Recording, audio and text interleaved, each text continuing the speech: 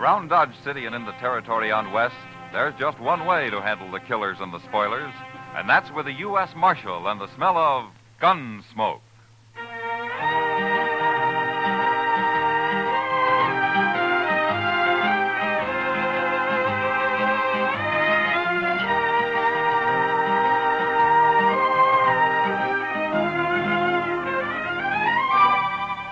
Gunsmoke, starring William Conrad. The story of the violence that moved west with young America. The story of a man who moved with it. Matt Dillon, United States Marshal.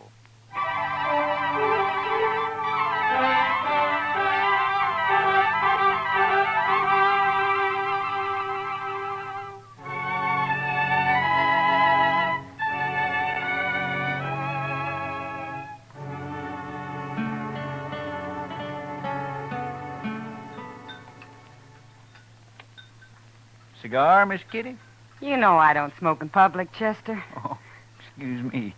Mr. Dillon? Thanks, Chester. Yeah, I believe I will. You know, for a Cowtown restaurant, this place serves the toughest steak I ever ate. Well, you should have had the calf fries, Kitty. Next time, I certainly will. Say, that reminds me. When are we going fishing, Mr. Dillon? You said last week we might take a day off soon. All right. How about now, this afternoon? You mean it? Well, sure. You want to go, Kitty? Oh, thanks, Matt, but there's a new girl at the Texas Trail. I told her I'd help her make a dress today. I'm late now. Huh? Well, I'll have to drop by the office first, Chester. All right. If you want any help eating those fish, let me know. You know how to cook catfish? You bet I do. We'll be around then. Say, Mr. Dillon, look at those men down there by the jail. Huh? Now, what's so curious about a wagon load of buffalo hides, I wonder? Maybe they got a white one. If they have, I want it. See you later, Matt. Chester? Go Bye, on, Miss Kitty. Kitty.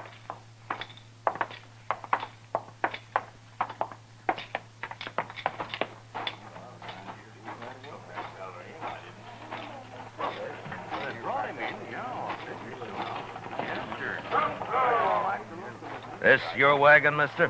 No, Gatliff's. I skinned for him. Oh, what are you doing here? What's the crowd for? Just curious. The other Skinner got hurt, and we brought him into the dock. Oh? What happens? He hurt bad? Bad enough. Gatliff didn't see any sense in bringing him into town at all. Me and the cook, we made him, though. Oh? Here's Gatliff now. Chester, go up to Doc's. Maybe I can help, huh? All right, sir. How is he? Doc will take care of everything, Toby. Never mind that. How is he? Dead. Now, let's drive these hides on down the shed. I want to get them sold and pick up our supplies. Come on. Just a minute, Gatliff. Some other time, Marshal. I'm busy. So am I. But you come into my office anyway. I want to talk to you. All this busy, bothering people. That's my office right over there. You and the cook go get them hides unloaded, Toby. I'll be right along. Yeah.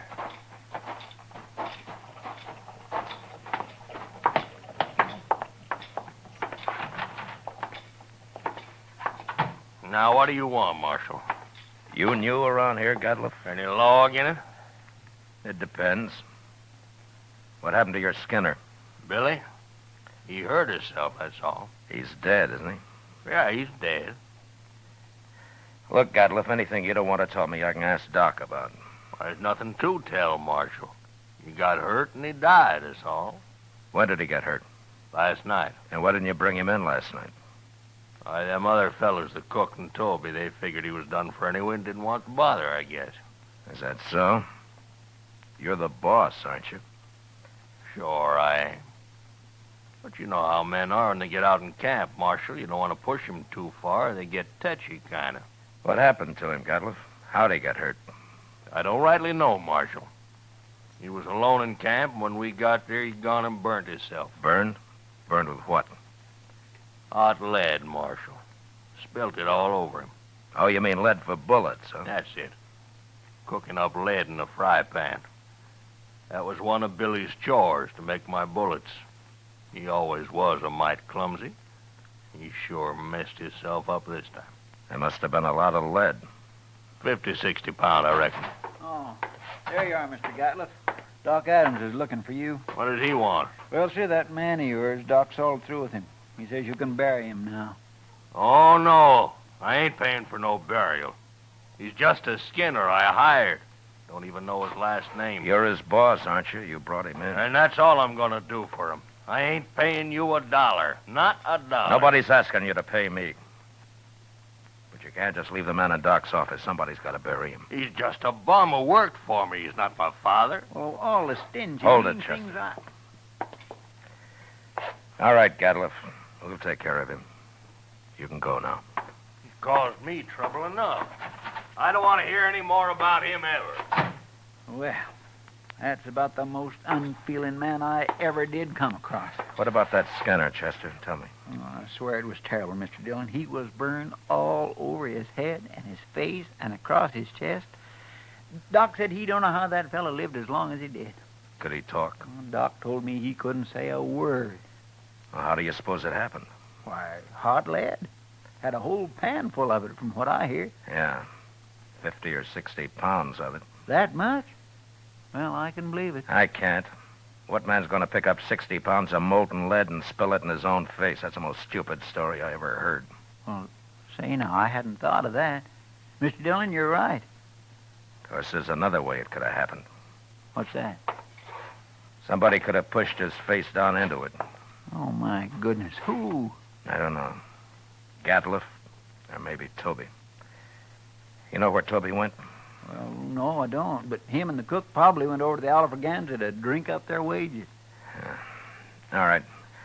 Go do something about burying that man, Chester, will you?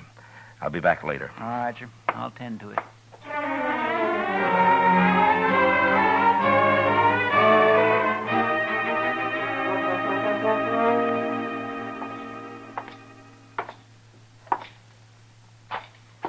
Where's the cook, Toby? Oh, hello, Marshal. Cook, he went to get him some boots while he still had the money. Come on over to a table. I'll buy you a drink. You will? I mean, sure, Marshal, sure. Sam, set out a bottle of rye and another glass, will you? Yes, sir.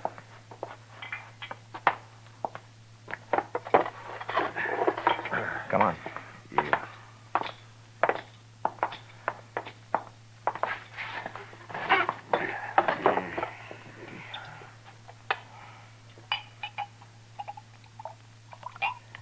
Yeah, here you are. Thank you. Well, here's to your friend, Billy. He's no friend of mine, but he died a bad death. I'll drink to him.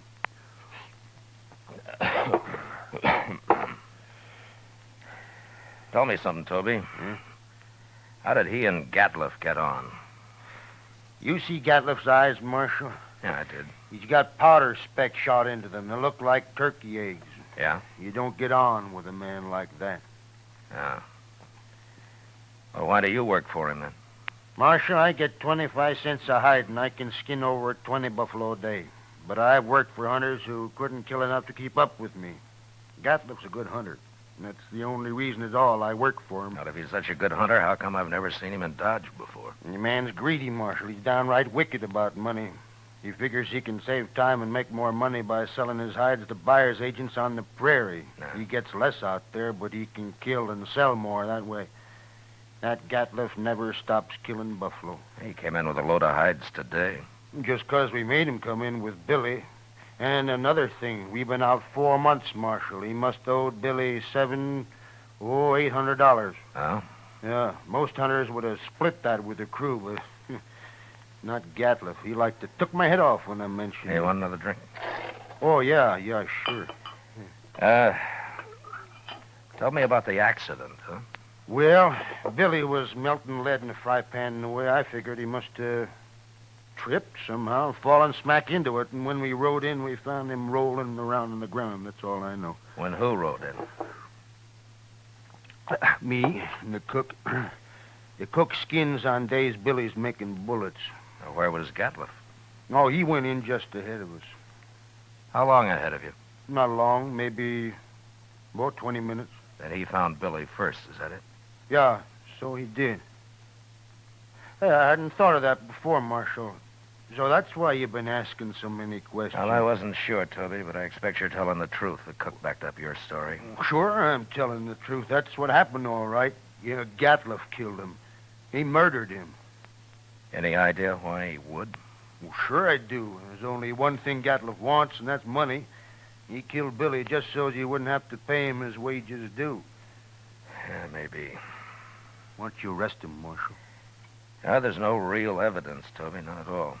And it's bad for the law if I arrest a man and later he goes free. Unless he's innocent, of course. He ain't innocent. How come this didn't occur to you before, Toby? Why, I don't know, Marshal. I sure don't. You going back out on the prairie with him? I ain't afraid of him. I'll be sleeping with one eye open from now on. It'd be a pleasure to kill him after what he done. Self-defense, of course, Marshal. Yeah. But if you let on you're suspicious, he'll sure try to get you. Not me. He can do his killing on somebody else. The cook, maybe? I ain't even gonna tell the cook. Yeah. You'll be leaving in the morning, I suppose. About dawn, I reckon, soon as Gatliff hires a new skinner. Now, the bottle's yours, Toby. Oh? And, good luck. Well, I sure do. Thank you, Marshal.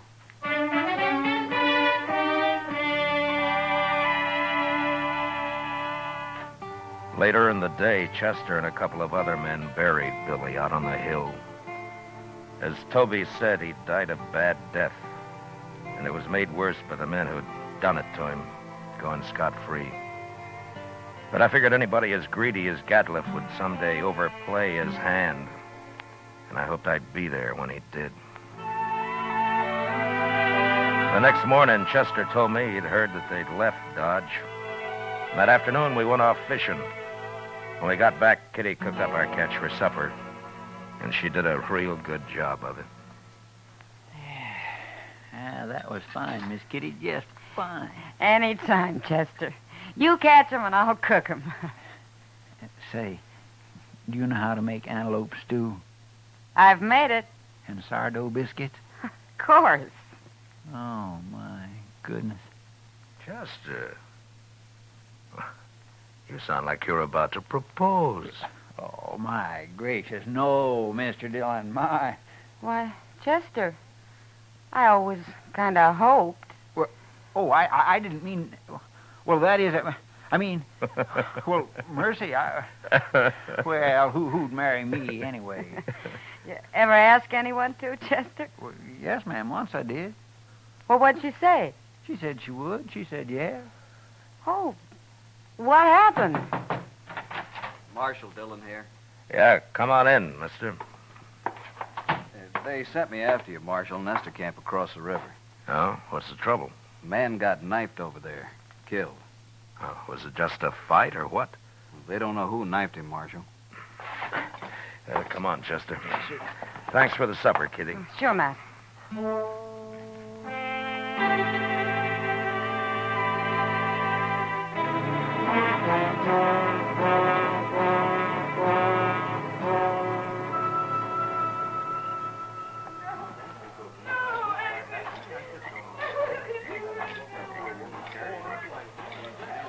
He was knifed in the back, Mr. Dillon. Yeah, but nobody saw it happen. No, sir. Looks like somebody got clean away with murder. Well, hello there. Marshal Dillon, That's right. What can I do for you, son? that man that's dead. Huh? What about him? Well, go ahead. You can tell me. I saw him get stabbed, Marshal. You did? Well, where were you? I was looking for berries over there. I heard them arguing, and I sneaked up just after he'd done it. They were all alone. Who was the man, son? Did you know him? No, sir, but he was big and kind of dirty looking. He had a buckskin shirt. Anything else you remember? He had funny eyes, Marshal. They had spots in them. It's Gatliff, Chester. Yeah, I declare it sounds like him, sure enough. Son, how come you didn't tell anybody about what you saw? I was afraid to, till you came, Marshal. Why, it's all right. But in case I want to find you later sometime, what's your name? Yorkie Kelly. All right, I won't forget that, Yorkie. And thanks for telling me about this. Oh, sure, Marshal, anytime. Well, I hope there won't be a next time, Yorkie. Goodbye. So long, Marshal. Goodbye.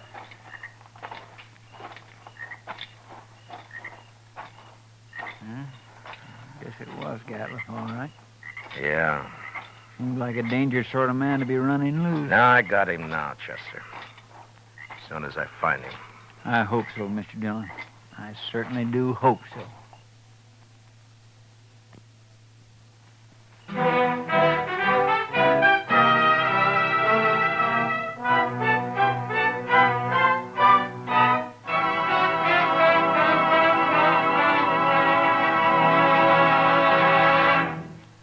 We will return with the second act of Gunsmoke in just a moment. But first, tomorrow night, Frank Lovejoy stars in the remarkable talent of Egbert Haw on CBS Radio's Theater of Stars. Also tomorrow night, hear Lionel Barrymore on your Hall of Fame Playhouse.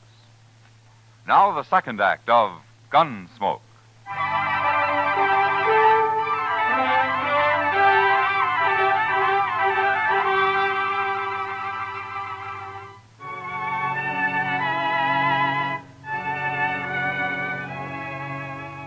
Since Gatliff would figure nobody had seen him, it wasn't likely that he'd run. And anyway, there wasn't much sense in trying to track him down in the dark. So Chester and I didn't start out until the next morning. Ordinarily, a man would ride into the prairie and disappear. But with Gatliff, it was a little different. At least we knew he'd be somewhere around Buffalo. It was late afternoon before we reached good hunting grounds, and almost dark when we spotted the first hunter's camp. We just gonna ride right up to him, Mr. Dillon? Now, this isn't Gatliff. He had mules. This man's got horses. Yeah, that's right. Keep your eyes open just the same, Chester. Oh, yes, sir.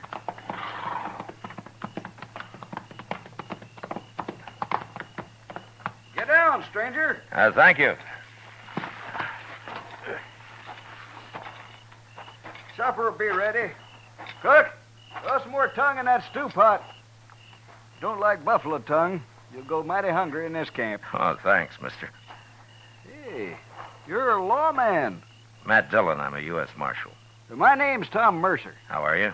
This is Chester Proudfoot. How'd you do? Mr. Mercer? Come over by the wagon, sit down. Supper'll take a little longer now. Anyway, my skinners won't be in for a while yet.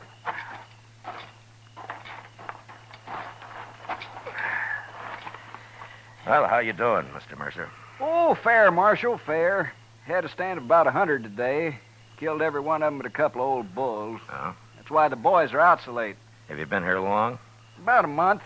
Move on in a couple of weeks. I don't know, Marshal. I think this whole southern herd's going to be clean wiped out for long. Next year I'm going to Dakota. Too many hunters, maybe, huh? That's just it. That's it, exactly. Have you seen any in the last day or two, Mr. Mercer? Just who you looking for, Marshal? Man named Gatliff. Big man. Speckled eyes. What's he done? You know him? No, I don't. Nobody's come near us in over a week. You're not much help. Except for that stew the cook's making. Oh, you like that. We're having dried apples, too. Oh? I mighty near could eat a buffalo raw, the entire beast. You must be part Indian. Well, no, sir. I've seen one of them eat a whole liver raw. Got propped up against a tree and ate every bit of it and then went sound asleep right there in the sun. He was sure some sight. Where'd you ever get that close to an Indian? Oh, Indians ain't always bad. Take last fall, about 20 of them rode right down into our camp. We thought we was done for, sure, but you know what happened?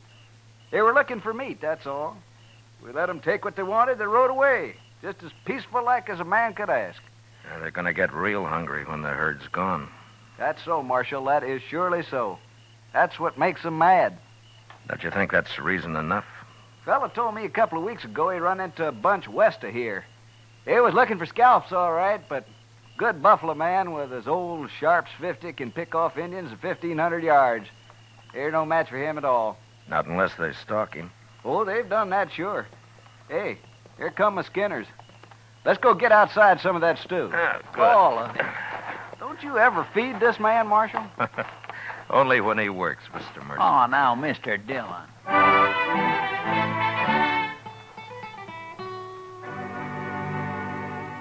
We spent the night in Tom Mercer's camp. And at dawn, just after breakfast, we said goodbye and rode on west. There was a lot of country out there, and all we could do was ride through it till we ran into him. In the next 2 days, we met plenty of hunters, but we didn't find Gatliff. About noon of the third day, we cut the trail of a wagon train and figured that it'd be that of a hide buyer's agent who'd come into the field to do business on the spot. And an hour or two later, we saw him. A long string of ox-drawn wagons piled high with buffalo hides. And there was a man on horseback leading the train. We rode up to him. Hello there. Well, that's quite a load you got, mister. 10,000 so far. But what are you doing way out here, Marshal? I'm looking for a hunter named Gatliff. You know him? Sure I do. Just picked up a load from his rick early this morning. Is he in trouble? Yeah, he sure is. Where is he? Straight south of here a couple of miles. Can't tell you exactly. He moves around a lot. Well, that's close enough for us. Thanks a lot, mister. Sure, Marshal. I never did like him anyway.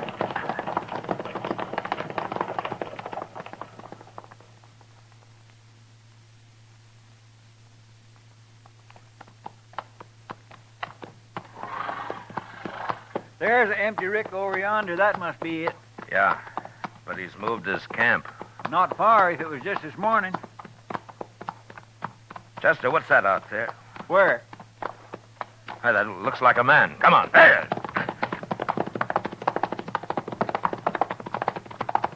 Oh.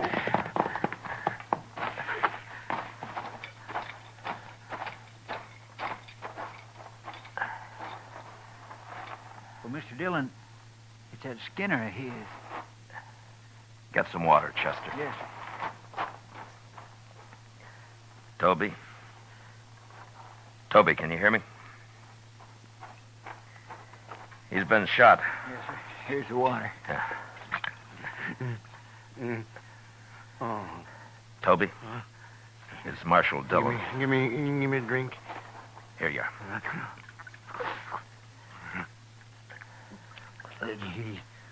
He shot me, Marshal. Oh, what happened? Where's the rest of the crew? They run off. He took his wagon and the horses. He went kind of crazy when he found out.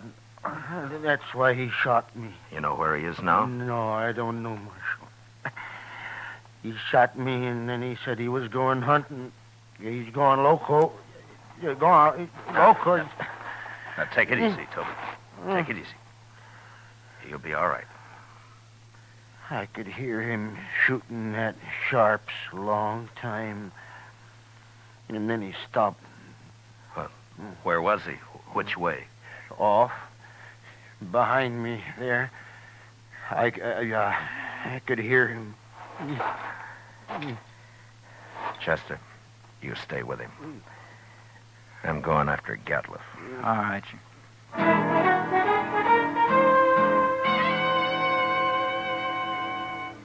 Off in the direction Toby had indicated, there lay a large, isolated hollow surrounded by low ridges. When I reached it, I dismounted, and I crawled up to where I could look down into it. There was no sign of Gatliff, but lying on the prairie floor were the bodies of countless fresh-killed buffalo. It was a strange sight. The old bulls, the cows, the little calves lying there blackening the prairie grass. I got up and stood, looking at it for a long time. And then suddenly, out in the middle, I thought I saw a slight movement. And a second later, there came the familiar boom of a Sharps 50. And I dropped behind a ridge and waited. And then Chester rode up. Have you found him, Mr. Dillon? Yeah. I thought I'd better come along. You see... Toby's dead, is that it? Yes, sir. All right. Well, Gatliff's down there in the middle of the hollow. But we can't get anywhere near him as long as he's got that Sharps rifle. He's killed a small herd of buffalo in there, and now he's lying out in the center of them. Well, that's the darndest thing I ever heard of, Mr. Dillon. He must have gone crazy, just like Toby said. Yeah. What's he shooting at now?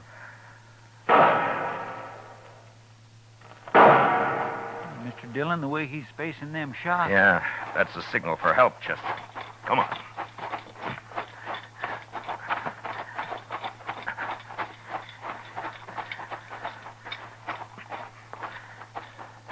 Say, Maybe this is a trap. Be ready to take cover behind one of these animals. It might be.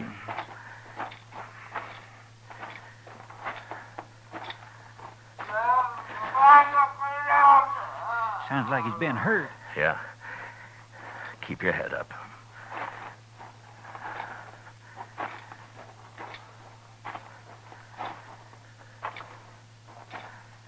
There he is. Behind that big bull. Yeah, I see him. Why, Mr. Dillon, he's all... There have been horses in here. Indians. My goodness. Come on.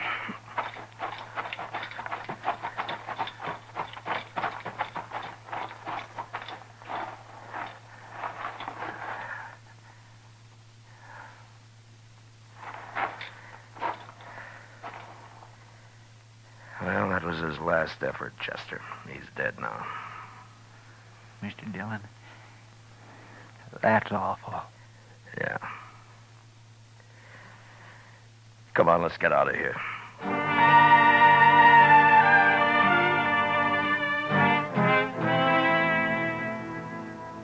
I don't know how the Indians caught Gatliff. He'd gone a little mad, and maybe that made it easy for him. But they finally got themselves a buffalo hunter. And into their unbelievably savage torture of him had gone all the hatred and desperation of a race being slowly starved and driven from their homeland. And then they'd put him there surrounded by his own bloody slaughter. And they'd gone off with a gesture of contempt, leaving his rifle and his ammunition by his side. And having seen what they did to him, I'll never know how he managed to fire even one of those shots. For all of his evil, Gatliff had died harder than any man I'd ever seen. Chester and I rode back to Dodge. And it was never mentioned between us again.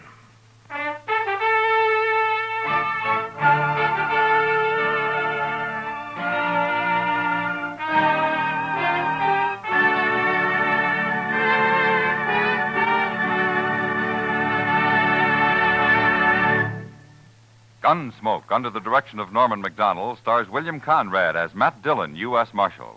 Tonight's story was especially written for Gunsmoke by John Meston, with music composed and conducted by Rex Corey. Featured in the cast were Lawrence Dobkin, John Daner, Harry Bartell, Richard Beals, and William Euler. Parley Bear is Chester, and Georgia Ellis is Kitty. Gunsmoke is heard by our troops overseas through the facilities of the Armed Forces Radio Service. Join us again next week as Matt Dillon, U.S. Marshal, fights to bring law and order out of the wild violence of the West in Gunsmoke.